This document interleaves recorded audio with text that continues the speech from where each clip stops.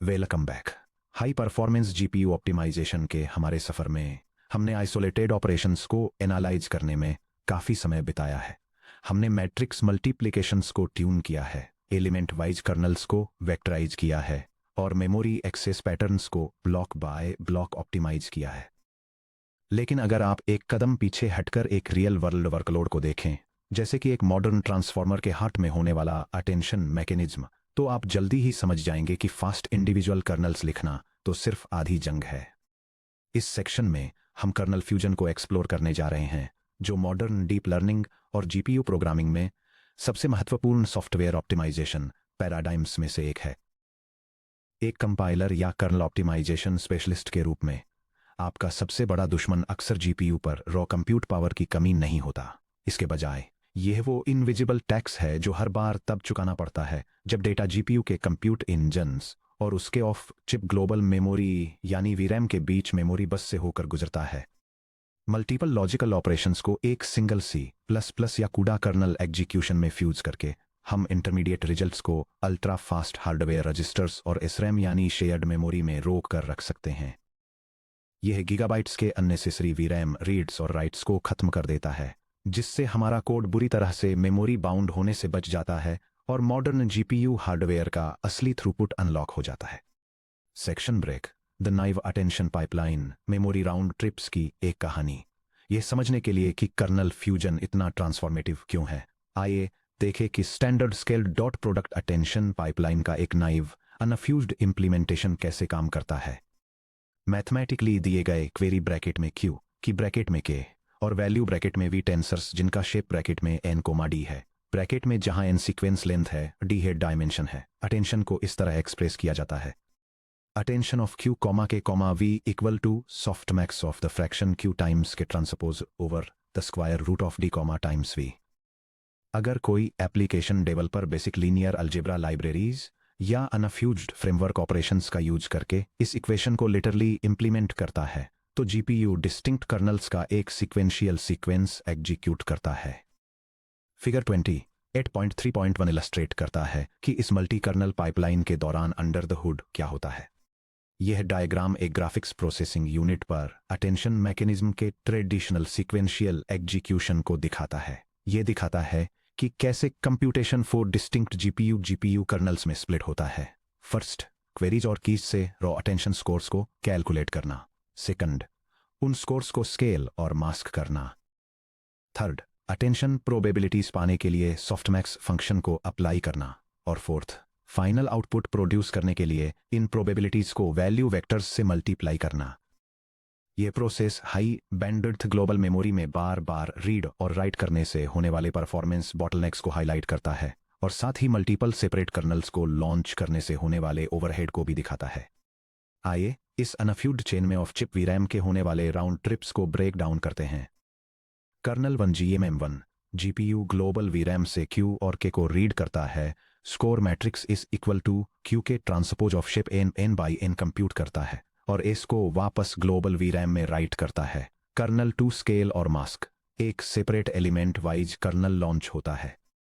यह ग्लोबल वीरैम से एस को रीड करता है, हर एलिमेंट को D के स्क्वायर रूट से डिवाइड करता है और ऑप्शनली एक कॉजल मास्क अप्लाई करता है, जिससे एस प्राइम प्रोड्यूस होता है और एस प्राइम को वापस ग्लोबल वीरैम में राइट करता है। कर्नल 3 सॉफ्टमैक्स, एक और कर्नल लॉन्च होता है। यह ग्लोबल वीरैम से एस प्राइम को रीड करता है, रो वाइज मैक्सिमम और एक्सपोनेंट सम्स कंप्यूट करता है, प्रोबेबिलिटी मैट्रिक्स P जनरेट करने के लिए वैल्यूज को नॉर्मलाइज करता है और P को वापस ग्लोबल वीरैम में राइट करता है। Kernel 4 GMM2 finally matrix multiplication kernel launch होता है। यह ग्लोबल वीरैम से P और V को रीड करता है, आउटपुट टेंसर O प्रोड्यूस करने के लिए उन्हें मल्टीप्लाई करता है और O को ग्लोबल वीरैम में राइट करता है। The double penalty launch overheads और बस कंजेशन, इस स्टेप बाय स्टेप पाइपलाइन को 2 मेजर परफॉर्मेंस पेनल्टीज का सामना करना पड़ता है। सबसे पहले, जैसा कि हमने चैप्टर 14.1 पैरेलल ओवरहेड कॉस्ट्स में एक्सप्लोर किया था, हर single CUDA launch kernel invocation में ड्राइवर डिस्पैच लेटेंसी और CPU to GPU synchronisation overhead होता है। जबकि एक सिंगल कर्नल को लॉन्च करने में सिर्फ कुछ माइक्रोसेकंड्स लगते हैं, 80+ लेयर्स वाले एक डीप ट्रांसफॉर्मर मॉडल के अंदर एक के बाद एक दर्जनों छोटे कर्नल्स को चेन करने से माइक्रोसेकंड लेवल का डिले इकट्ठा हो जाता है जो जल्दी ही मिलीसेकंड्स के आइडल जीपीयू टाइम में बदल जाता है। सेकंड और इससे भी ज़्यादा नुकसानदेह मेमोरी बैंडविड्थ टैक्स है। हाई बैंडविड्थ मेमोरी HBM या GDDR physically of chip located होती है जो सिलिकॉन इंटरपोजर्स या PCB ट्रेसेज के जरिए GPU कंप्यूट डाइस से कनेक्टेड होती है। भले ही मॉडर्न GPU शानदार मेमोरी बैंडविड्थ ऑफर करते हैं जो 1.5 टेराबाइट्स पर सेकंड से लेकर 3 टेराबाइट्स पर सेकंड से भी ज़्यादा तक होती है, फिर भी ऑफ चिप मेमोरी एक्सेस करना सैकड़ों गुना धीमा होता है और प्रोसेसर डाई के अंदर इंटरनली डेटा फेच करने की तुलना में बहुत ज़्यादा एनर्जी कंज्यूम करता है। इंटरमीडिएट मैट्रिसेस एस प्राइम और पी पर ध्यान दीजिए, वे टेम्परेरी बफर्स हैं। वे केवल कैलकुलेशन में अगले मैथमेटिकल स्टेप को फीड करने के लिए एग्जिस्ट करते हैं। फिर भी एक अनफ्यूज्ड पाइपलाइन में इन massive n times n matrices को हाई बैंडविड्थ मेमोरी में राइट किया जाता है सिर्फ कुछ ही क्लॉक साइकिल्स के बाद वापस रीड करने के लिए। Section break. Micro architectural reality registers global VRAM kernel fusion क्या करता है, इसे समझने के लिए हमें GPU हार्डवेयर मेमोरी हायरार्कीज के अपने मेंटल मॉडल को रिफ्रेश करने की ज़रूरत है। चैप्टर 22.2 हार्डवेयर रजिस्टर मैकेनिक्स में हमारे डीप डाइव को याद कीजिए। NVIDIA या AMD GPU पर एक स्ट्रीमिंग मल्टीप्रोसेसर SM में एक बहुत बड़ी बेहद तेज रजिस्टर फाइल RF होती है। इसके साथ ही एग्जीक्यूशन ALUs के ठीक बगल में सिलिकॉन टाइल पर सीधे बना हुआ एक कॉन्फ़िगरेबल AL1 कैशे या शेयर्ड मेमोरी SRAM ब्लॉक होता है। यह टेबल GPU मेमोरी टीयर्स को उनकी फिजिकल लोकेशन, रिलेटिव लेटेंसी और एक्सेस थ्रूपुट के बेसिस पर कंपेयर करती है। रजिस्टर्स जो पर SM core on chip located होते हैं उनकी लेटेंसी सबसे कम यानी अप्रॉक्सीमेटली 1 क्लॉक साइकिल होती है और इनका aggregate throughput tens of terabytes per second होता है।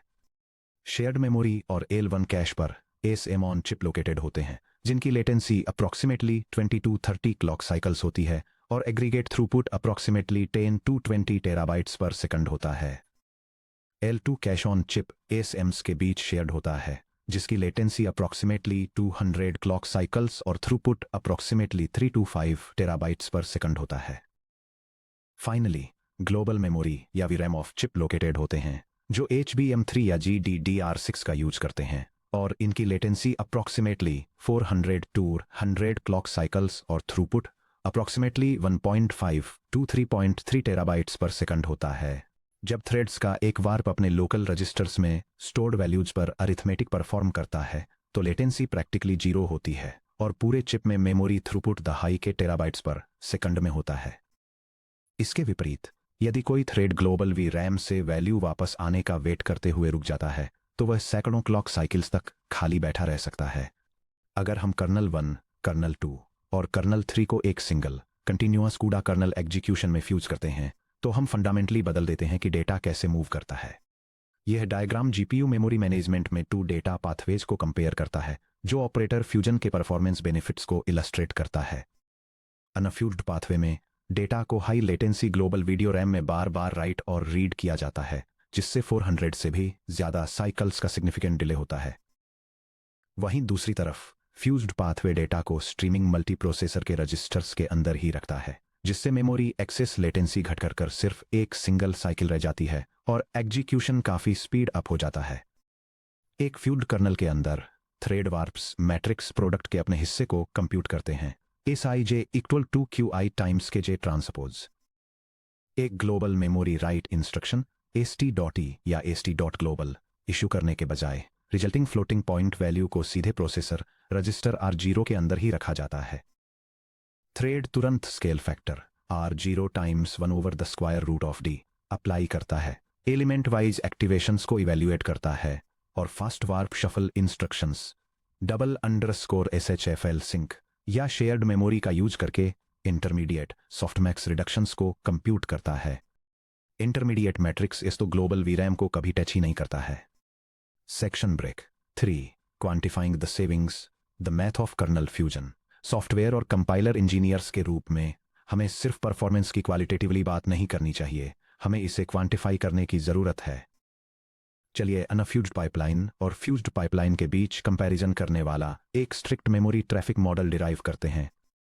मैथमेटिकल फ्रेमवर्क मान लीजिए n equal to sequence length for example 4096 D equal to hidden dimension per head, for example 128. B equal to bytes per element, for example B equal to 2 for FP16 या BF16 या B equal to 4 for FP32. हम total memory traffic teak को evaluate करेंगे जिसे global memory बस में transfer होने वाले बाइट्स में मेजर किया जाता है, साथ ही इसके करस्पोंडिंग अरिथमेटिक इंटेंसिटी आई को भी, जिसे चैप्टर 24.1 मेमोरी एक्सेस ऑप्टिमाइजेशन में इस तरह डिफाइन किया गया है. I equal to the fraction total floating point operations open parenthesis flops parenthesis over total global memory bytes transferred open parenthesis bytes close parenthesis. Unfused memory traffic calculation. चलिए FP32 में हर individual step के लिए memory reads और rights को सम करते हैं जहां भी इक्वल टू 4 बाइट्स है. जेम1 Q के transpose read Q n times D plus read K n times D equal to 2 n D times B bytes. Write S n times n equal to n square times B bytes. Subtotal 2 n dB plus n squared B bytes. Scale और mask read S n times n equal to n squared times B bytes. Write S prime n times n equal to n square times B bytes. Subtotal 2 n squared B bytes. Softmax read S prime n by n equal to n squared times B bytes. Write P n by n equal to n squared times B bytes. Subtotal है 2 n squared B bytes. GMM2 PV read P n by n plus read V n by D equal to n squared B plus n dB bytes. Bytes. Write O n by D equal to n dB bytes. Subtotal है n squared B plus 2 n dB bytes. इनको sum करने से हमें अपना total unfused memory traffic T unfused मिलता है. T subscript unfused equal to open parenthesis 2 n dB plus n squared B close parenthesis plus 2 n squared b plus 2 n squared b plus open parenthesis n squared b plus 2 n dB closed parenthesis. T subscript unfused equal to 4 n dB plus 6 n squared b bytes. ध्यान दीजिए कि कैसे sequence length n बढ़ने पर n squared quadratic term dominate करती है. एक standard prompt length n equal to 4096 और FP16 में d इक्वल टू 128 के लिए जहां b इक्वल टू 2 है. लीनियर टर्म है 4 times 4096 times 128 times 2 equal to 4,194,304 bytes, जो कि अप्रोक्सीमेटली 44.19 मेगाबाइट्स है. क्वाड्रेटिक टर्म है 6 times 4096 square times 2 equal to 201,326,592 bytes, जो कि अप्रोक्सीमेटली 201.3 मेगाबाइट्स है. इस नाइव पाइपलाइन में टोटल वी रैम ट्रैफिक का 98% से भी ज्यादा हिस्सा मेमोरी बस के आर पार temporary n by n matrices को बैक एंड फोर्थ बाउंस करने में ही खर्च हो जाता है. Fused memory traffic calculation.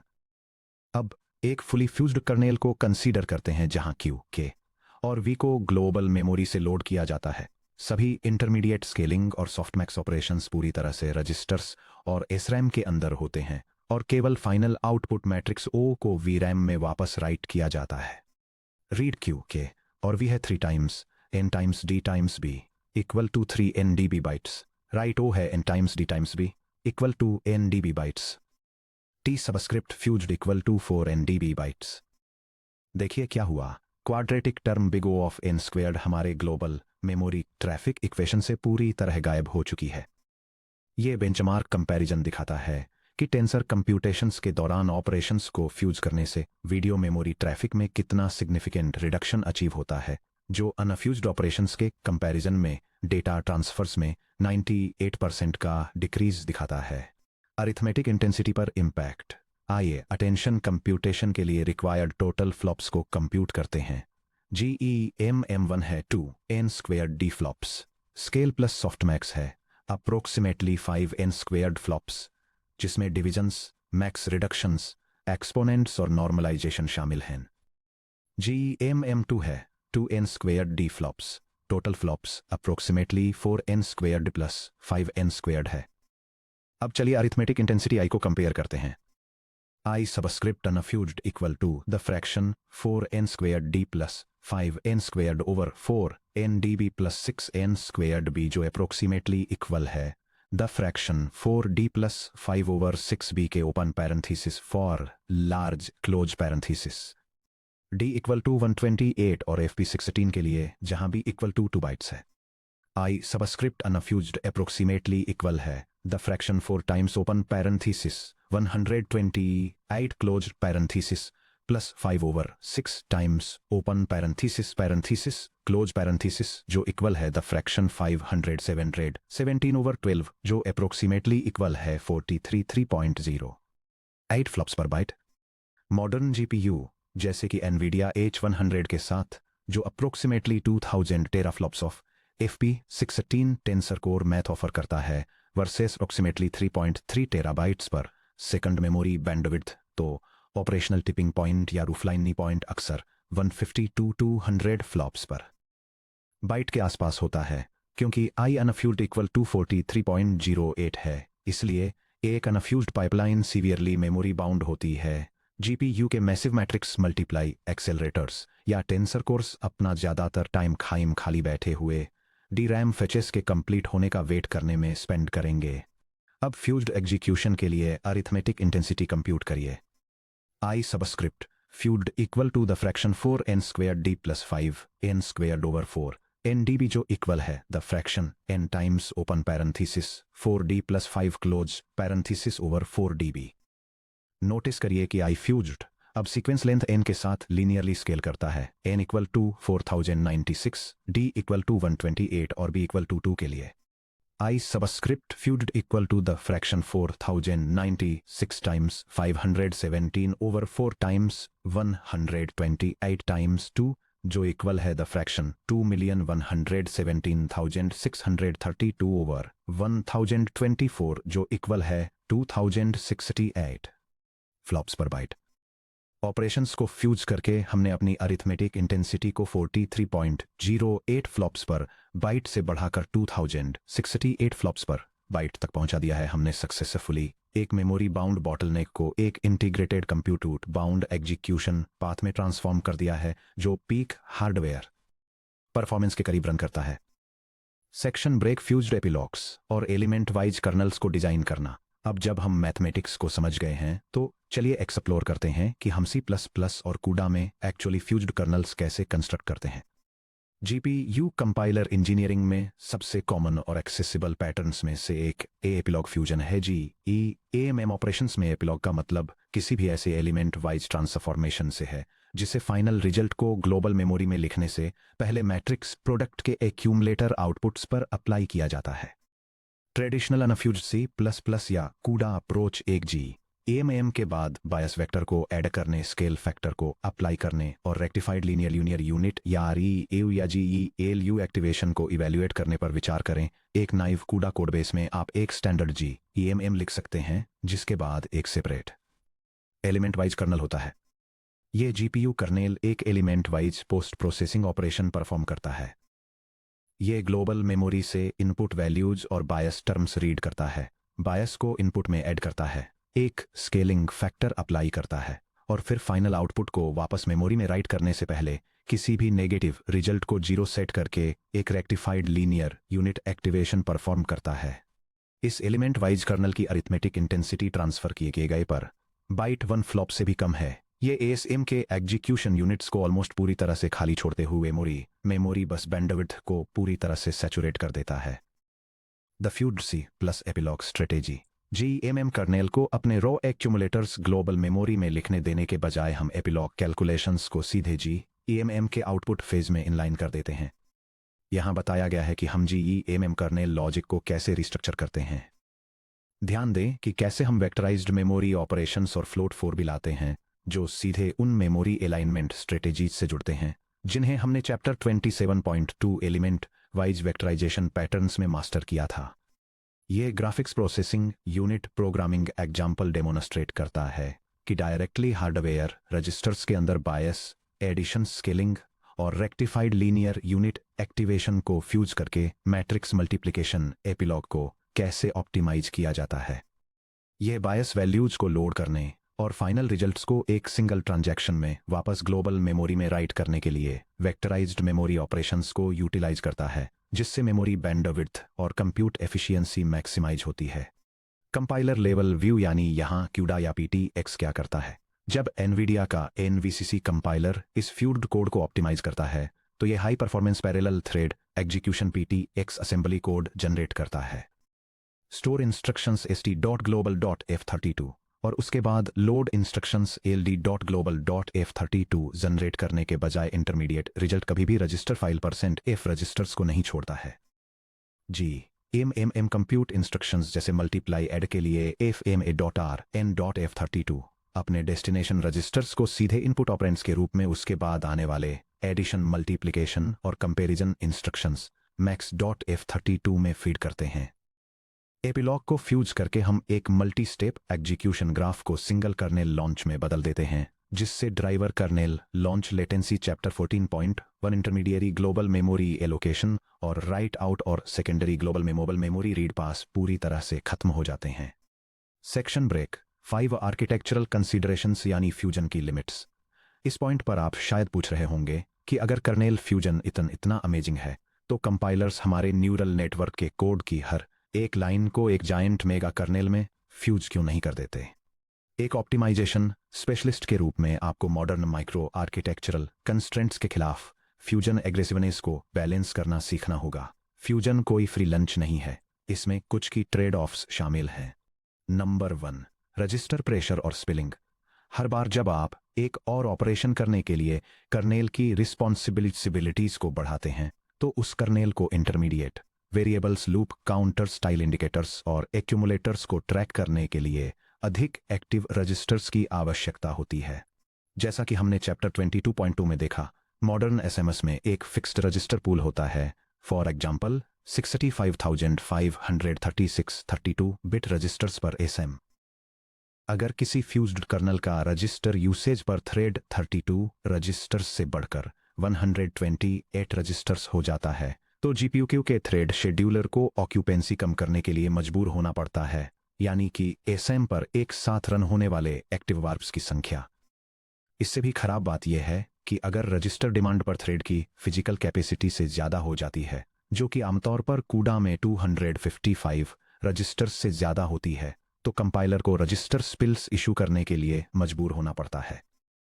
Spill variables को लोकल मेमोरी में पुश कर दिया जाता है, जो physically slow of chip global वीरैम में होती है। अनजाने में रजिस्टर स्पिल्स को ट्रिगर करने से कर्नल फ्यूजन का ओरिजिनल गोल पूरी तरह से खत्म हो जाता है। मेमोरी डोमेन्स के अक्रॉस सिंक्रोनाइजेशन बैरियर्स। ऐसे ऑपरेशंस को फ्यूज करना जो simple 1-to-1 element mappings share करते हैं, जैसे कि GMM, एपिलॉक्स, जेलू, स्केलिंग या पॉइंटवाइज एडिशन, काफ़ी स्ट्रेट फॉरवर्ड होता है क्योंकि थ्रेड्स लोकल डेटा पर इंडिपेंडेंटली काम करते हैं। हालांकि सॉफ्टमैक्स जैसे ऑपरेशंस पूरी मैट्रिक्स रोज के across non linear horizontal dependencies लाते हैं।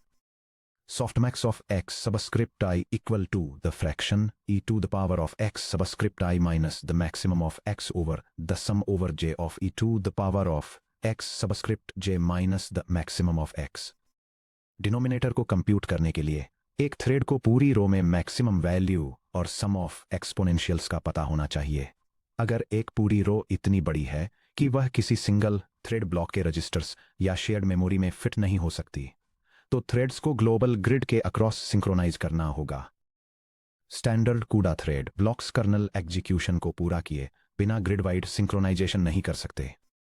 इसी आर्किटेक्चरल वॉल ने ट्रांसफॉर्मर अटेंशन मैकेनिज्म्स को पूरी तरह से फ्यूज करने की शुरुआती कोशिशों को रोक दिया था, जब तक कि एक ब्रिलियंट एल्गोरिदमिक रियलाइजेशन ने जीपीयू प्रोग्रामिंग के नेक्स्ट इवोल्यूशन को अनलॉक नहीं कर दिया। Section break.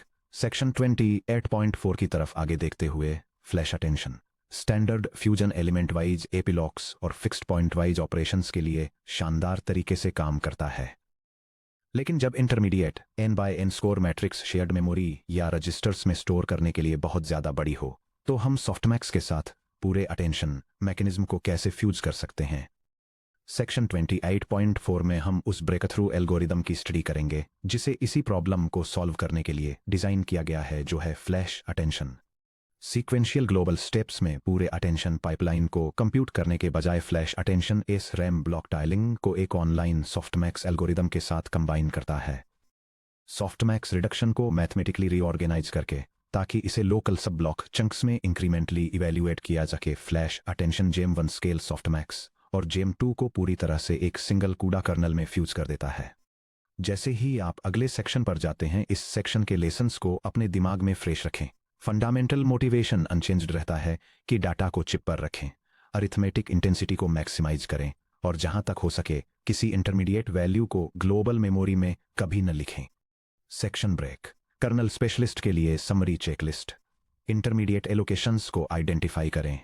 अपने नेटवर्क ग्राफ में उन टेम्परेरी टेंसर्स को देखें जो एक ऑपरेशन द्वारा लिखे जाते हैं और तुरंत दूसरे द्वारा कंज्यूम कर लिए जाते हैं। ये फ्यूजन के लिए प्राइम कैंडिडेट्स हैं। अरिथमेटिक इंटेंसिटी कैलकुलेट करें। Memory bandwidth equations I equal to flops divided by bytes का यूज करें। ये मैथमेटिकली डेमोन्स्ट्रेट करने के लिए कि आपका कर्नल पाइपलाइन मेमोरी बाउंड है या कंप्यूट बाउंड। एपिलॉग फ्यूजन का फायदा उठाएं। C++ डिवाइस इनलाइन फंक्टर्स का यूज करके बायस एडिशंस, स्केल फैक्टर्स और एक्टिवेशन फंक्शंस को सीधे मैट्रिक्स मल्टीप्लिकेशन एक्यूमुलेटर्स के अंदर इनलाइन करें। रजिस्टर लिमिट्स का ध्यान रखें। Compiler diagnostic outputs dash dash PTX options equals dash V को मॉनिटर करें रजिस्टर यूसेज को ट्रैक करने के लिए और बिना लोकल मेमोरी स्पिलिंग के high SAM warp occupancy assure करने के लिए।